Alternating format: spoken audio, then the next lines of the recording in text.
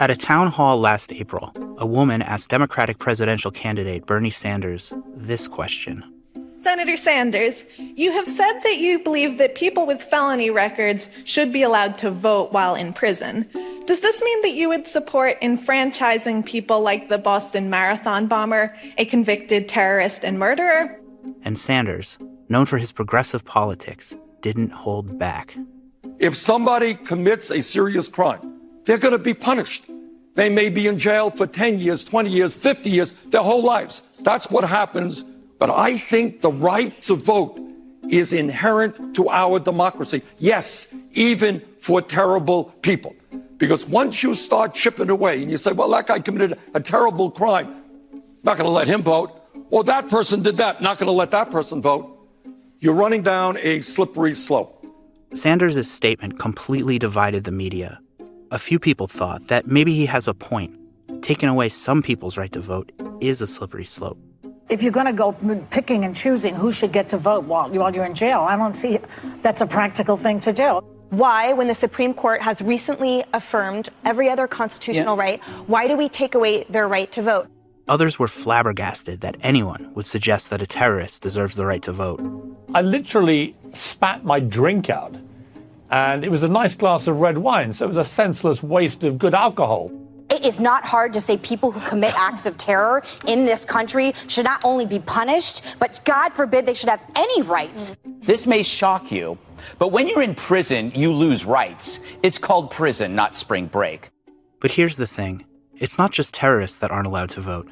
There are over 6 million people in the United States who've been disenfranchised because of felony convictions.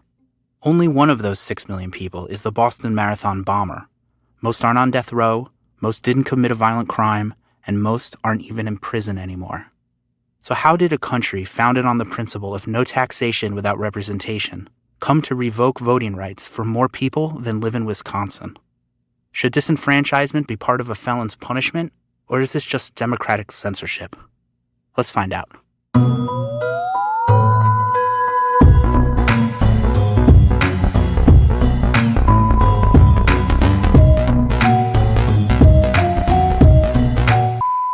I'm Matthew Billy, and you're listening to Bleeped, a podcast about censorship and the people who stand up to it. In this episode, we'll explore the history of felony disenfranchisement and how it came to impact so many people. We'll start by looking at losing the right to vote through the eyes of a man from Alabama.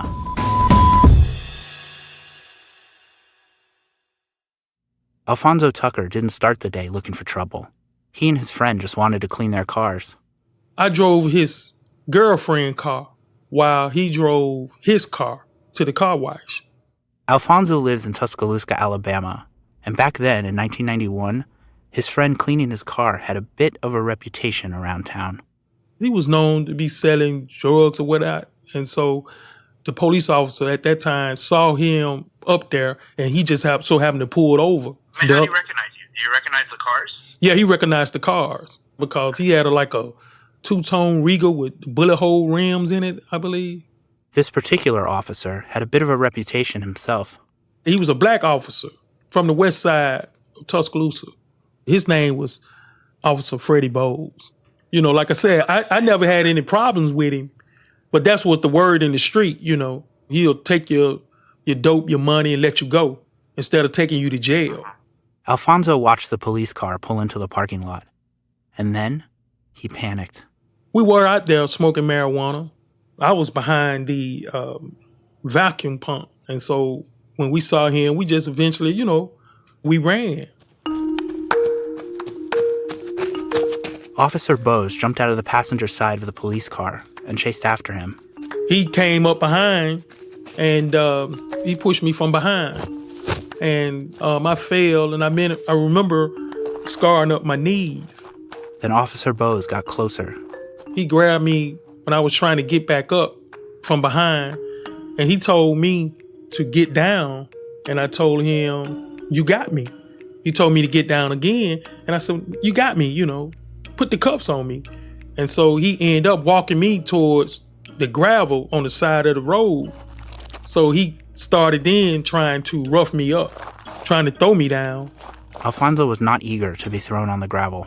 My attitude back then was, I didn't care who you was. Don't put your hands on me like that.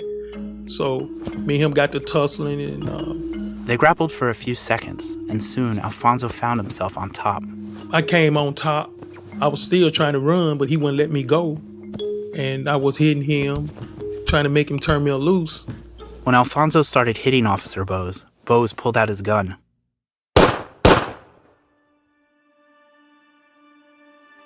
He shot me twice. One exited out of my back, and one was enlarged in my stomach. Then Alfonzo fell on the ground. I was laying on the ground trying to get away from him. I was crawling on my stomach. And I remember looking back at him, and he was laying flat on his back with his gun in his hand. Alfonzo didn't know what Officer Bose was going to do, so he just looked forward and kept crawling as fast as he could. And as I was crawling from him, I heard another shot, and I'm thinking, man, he trying to kill me over, nothing. But the third shot didn't hit Alfonzo. Instead, it went through Officer Bose's left hand. His partner pulled up and asked him, was he okay? He saw me laying on the ground, and he began to kick me. And then he took the cuffs and handcuffed me. Soon 2 ambulances arrived, one for Alfonzo and one for Officer Bose. When they arrived at the hospital, Bose was treated for a broken jaw and a gunshot wound in his hand. Alfonzo was treated for 2 gunshot wounds in his stomach.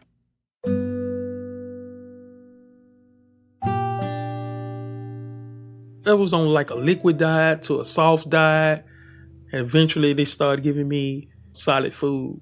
And also they had like a 24-hour police presence at my door. After 3 months of living in the hospital under police supervision, Alfonzo was finally healthy enough to go home. A year later, the trial happened and the jury convicted him of assaulting a police officer. They sent me to Draper. I had a 10 split 2. And with a 10 split 2, if you do 2 straight years without getting in any trouble, you can come home in 2 years. But if you don't and you get in trouble, you have to do that 10-year sentence. What is prison life like for you? Wow. Once you're being exposed to prison life, it never goes away. I still remember my AIS number. You have to wait, take a shower, wait in line to get your laundry. You have to wait in line to eat. You have to wait in line to even get a cup of ice in the summertime. No air conditioner or anything like that. Just like a big barn with windows, bars on the windows. They had cattle, and you can actually smell the cow manure, especially at night. So when you smell cow manure now, does it remind you of being incarcerated? Yeah, if I where I live, it's a cow, down where I live at now, and it bring me back to, Draper. Yeah, it does.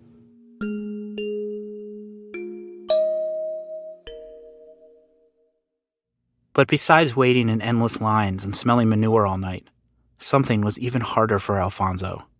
Before he began his sentence, he married his girlfriend, and soon after she became pregnant. While Alfonzo was in prison, she gave birth to a healthy baby girl. But he wasn't allowed to be there. How did it feel to not be able to be there? Terrible. A lot go through your mind then.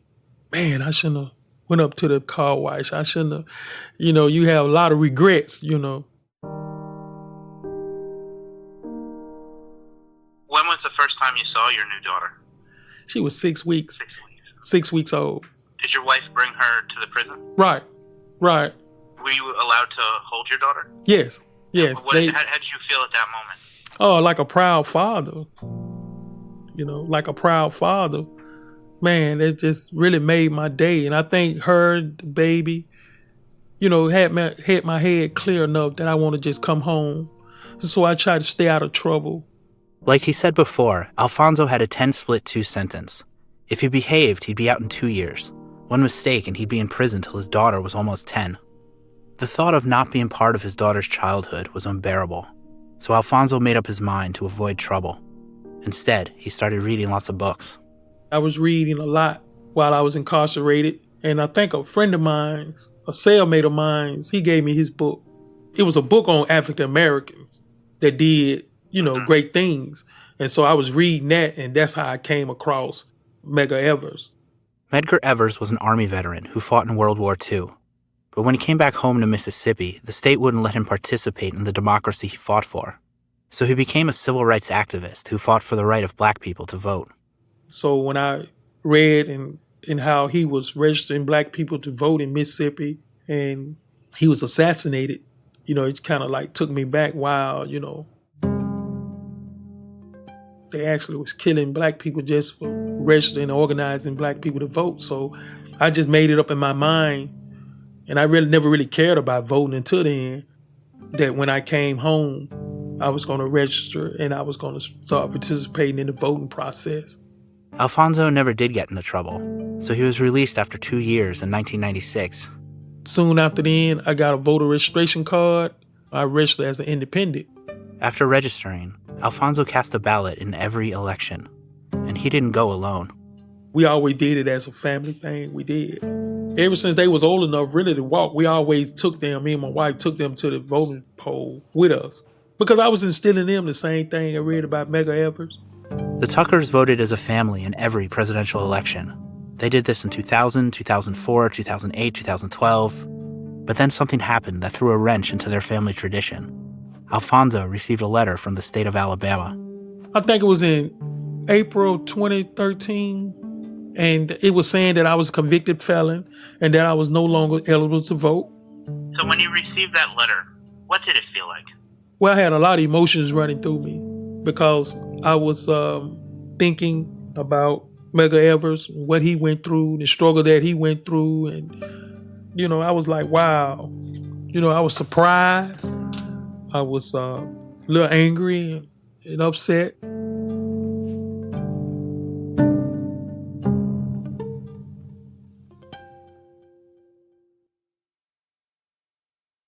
So why did the state of Alabama disenfranchise Alfonzo in 2013?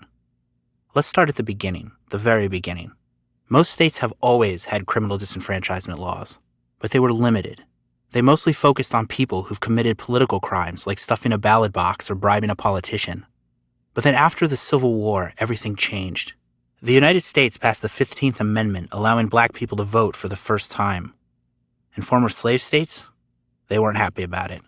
The South was very interested in finding any number of ways to disenfranchise African Americans. My name is Danielle Lang, and I co-direct the Voting Rights and Redistricting Program at Campaign Legal Center. Southern states, but not just Southern states, during this era passed laws that disenfranchised people with basically any conviction whatsoever. Alabama was one of these states. As transcripts show, during the state's 1901 Constitutional Convention, they had one very specific goal in mind. They just kind of said the purpose of the 1901 convention is to maintain white supremacy in the South.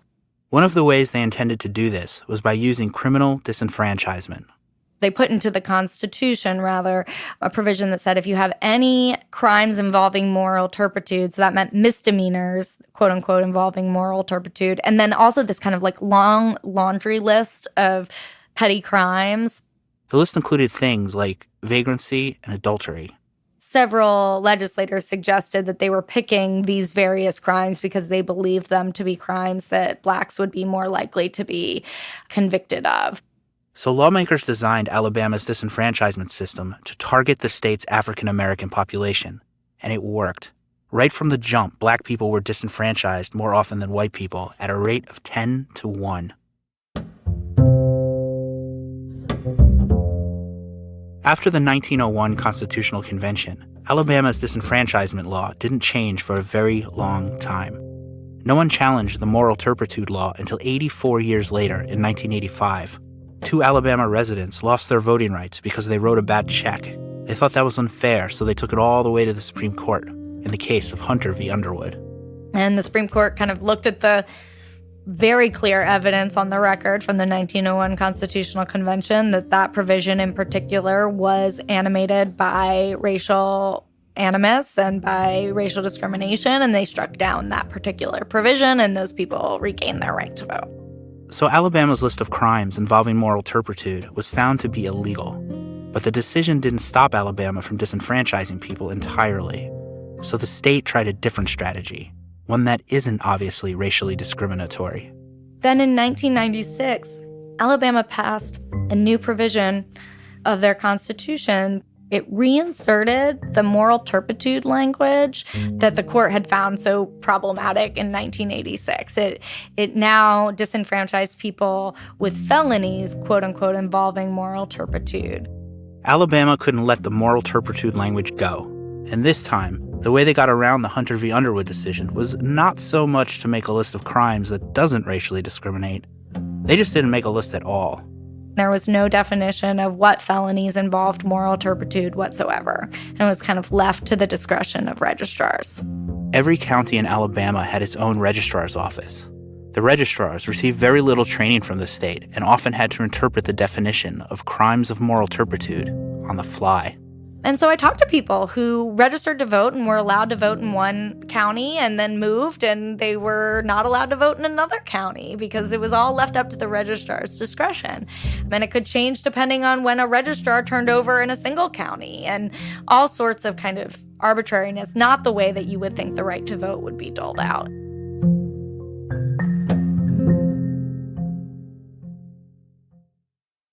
In 2017, the Alabama legislature finally created a list of what crimes involve moral turpitude. But the list arrived a little too late to help Alfonzo Tucker. Despite having a felony conviction on his record, he was somehow able to register to vote in 1997. Maybe the registrar just overlooked his conviction. But then in 2013, for reasons not made public, Alabama decided to retroactively remove Alfonzo from the voter roll. How did you try to fight? What was the first step? Well, I really didn't know how. I really did. And I really just gave up. But then, at the urging of some friends, Alfonzo attended a voter registration drive. And that's when the guy told me that they had that I owe $135. Alfonzo learned that Alabama was willing to let him vote again if he paid a fine that he never knew he had. The state claimed that the $135 was left over from his court case 2 decades ago. Why they didn't include this information in the original letter, or let Alfonzo know before the letter, we can only guess. Before that, they didn't tell me that, because they would have told me that then, I would have paid them the $135 back then. So I waited. I didn't even pay it then. Alfonzo didn't have a spare $135 just lying around. It took him a year to save the money, but he did eventually pay the fine. He drove to the clerk's office in Montgomery, handed her the money. She handed him back a receipt and said all debts were settled. Alfonzo could register to vote. Then a few weeks later, he tried to register to vote back in Tuscaloosa, and the clerk told him something different. They said I had another charge. They said I owe on another fine. And I told the lady that ain't what Montgomery said. So Alfonzo leaves and tries to sort the situation out at a different government office. And I told the pardon and parole board that I had paid the money that they told me to pay. And the lady told me send her a copy of the receipt. And I gave her the receipt, and she told me, said it'll be in 2 weeks. Probably take up to 2 weeks. So 2 weeks went by, I didn't hear anything from him. So now Alfonzo didn't know what to do. But eventually someone suggested that he call one of Danielle Lang's colleagues at the Campaign Legal Center. She told me take a picture of it, take a picture of the receipt and send it to her. And so that's what I did. And so when she looked at it, she called me back. It wasn't 20 minutes later and said, you only owe $4. Apparently, Alfonzo never owed the second $135. He never even owed the first $135. All he owed was $4. Wow, $4? And they made me pay $135?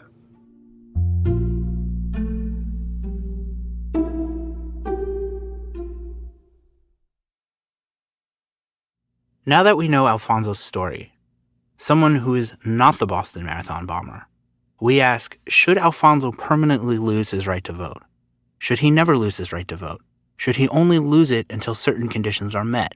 And if so, what are those conditions? Each state has answered these questions differently. 48 states have disenfranchisement laws. Some allow people to vote immediately after they leave prison. Others wait for parole to finish and fines to be paid. And others still never allow ex-felons to vote. And the number of people these laws impact is staggering. States with the strictest disenfranchisement laws, states like Kentucky, Mississippi, and even Florida until Amendment 4 passed in the most recent election, have disenfranchised roughly 10%, 1 in 10 people of their entire population. And these laws disproportionately impact black people. In Kentucky, 25%, or 1 in 4 African Americans, can't vote. So how did these numbers get so high? Well, in the 1980s, felony disenfranchisement became entangled in another controversial issue: mass incarceration. Due to things like the war on crime, the war on drugs, harsher sentencing guidelines, the United States prison population swelled from only 200,000 people in 1980 to more than 2 million by 2010. More people now live in prisons than live in Nebraska. And very often, even after people leave prison, they aren't allowed to vote. Like we mentioned before, it's estimated that 6.1 million people, more people than live in Wisconsin, are disenfranchised due to felony convictions. Now here's the thing. The federal government has tried to address this issue in the past. Back in 2001, after the Gore v. Bush presidential election was decided in Florida by slightly more than 2,000 votes, people realized for the first time that removing ex-felons from the voting rolls might actually impact election results. But when the Senate debated the issue, Republicans pushed back, arguing that felony disenfranchisement is actually a good thing. For example, Senator Mitch McConnell made the argument that allowing felons to vote dilutes the purity of the ballot box. States have a significant interest in reserving the vote for those who have abided by the social contract that forms the foundation of a representative democracy. Those who break our laws should not have a voice in electing those who make and enforce our laws. Those who break our laws should not dilute the vote of law-abiding citizens. Another argument is that ex-felons don't have the moral capacity to make good voting choices. Here's former Senator Jeff Sessions. A person who violates serious laws of a state or federal government forfeit their right to participate in those activities of that government, that their judgment and character is such that they ought not to be making decisions on the most important issues facing our country. And a third argument is that ex-felons will band together and vote as a bloc against people who are tough on crime. Would it intimidate or encourage or diminish judges who run for election or prosecutors who run for election in some way to not be as aggressive? Would it allow votes to occur against a strong law and order candidate that might otherwise not occur? These three arguments are predicated on the idea that only morally irredeemable people commit felonies, and once they do, they can never be rehabilitated. In response, Democratic senators argued that that is not true. People can be rehabilitated. Plus, many disenfranchisement laws were created as a form of Democratic censorship to keep black people from voting. But strangely enough, none of the bad stuff the Republicans predicted has ever been proven true. Ex-felons have never voted as a bloc to oust a sheriff, and there is no evidence that they dilute the purity of the ballot box. On the flip side, there's evidence that enfranchising ex-felons has positive benefits. One scholar I spoke with actually found that when we allow ex-felons to vote, it doesn't just improve their lives, but it can improve society as a whole. In my research, what I'm focusing on is the effects of disenfranchisement on the people who are actually being disenfranchised. My name is Victoria Shinneman. I'm a political science professor at the University of Pittsburgh. To study that, I wanted to look at people sort of right before and after they had a change in their voting rights. And Virginia was this really incredible opportunity. In Virginia, the governor decides if an ex-felon has the right to vote or not. The last governor, Terry McAuliffe, used this authority to restore voting rights for 150,000 former felons. The state tried to notify each of them by mail, but there was a problem. People didn't get the letters. The state's database of addresses was outdated. But for Victoria's study, this was actually a good thing. So I thought this is a really excellent opportunity where you have potentially 150,000 people that just got their right to vote restored, but for whatever reason, a lot of them might not know it yet. So Victoria began recruiting people for her study. She placed ads in local newspapers and Craigslist. She left flyers in restaurants, and eventually 100 people responded. Half of them were placed into a control group and not told that their voting rights were restored. The other half were told. I would say, you might not know this, but there's a pretty good chance your voting rights have already been restored. And if you want, we can look it up right now. And most people would say, yeah, they'd let me look it up. And a number of people in the study would find out, like right then and there, sometimes after decades of being disenfranchised, that they now had the right to vote.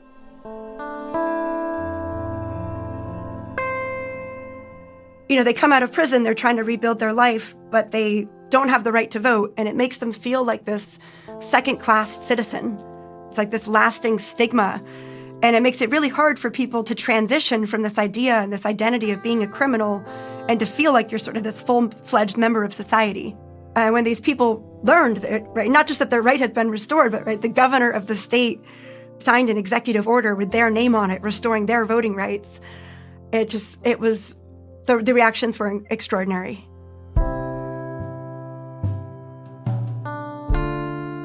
Like, I would get goosebumps, and I get goosebumps even just talking about it. People would cry. They'd say things like, well, I can't wait to tell my family, or I feel like a citizen again. Being able to see that happen live and in person was a big reward of the research. It was really incredible. The next phase of Victoria's study was to see if being enfranchised changed people's behavior. Would their level of engagement change during the next election? And she found that, yes, people were more engaged. But it wasn't just that. People's entire perception of government changed as well. Their perceived fairness of the system was higher. When they reported how representative they felt government was, they felt like government was more representative. I also asked questions about trust in the police and trust in the criminal justice system. And what I found is that among subjects, when people were told that their voting rights had been restored, they reported higher trust in the police and the criminal justice system. Victoria believes that when a person gets out of prison, helping them feel like they're part of the society they're returning to could potentially make a big impact. One of the big upshots of this is, like, if you look at the literature on reentry, post-prison reentry, some of the biggest predictors of whether a person is able to successfully reintegrate into society after being released from prison are these very types of attitudes, these pro-social, pro-democratic, pro-community attitudes. When those are strong, it makes it easier for people to reintegrate. And that means that ultimately that it's going to lead to less crime.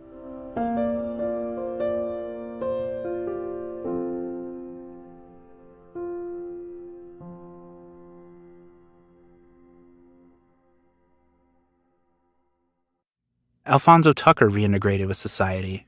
He had a wife who loved him, a daughter to raise, and admiration for Medgar Evers, who lost his life fighting for the right of African Americans to vote. Alfonzo has followed in Evers' footsteps and now helps other former felons try to get their voting rights back.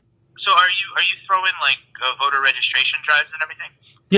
Yes. We meet every third Thursday at the McDonough Hughes Center.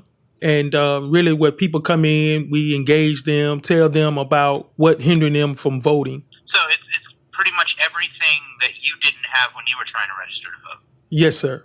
Yes, sir. And, with the help of the Campaign Legal Center, Alfonzo did figure out his $4 fine situation. So now that you have your voting rights back, are you paying attention to the Democratic primary at all? Yes. Have you decided who you're going to vote for yet? Well, not really, but I got a listening ear for what all they have to say.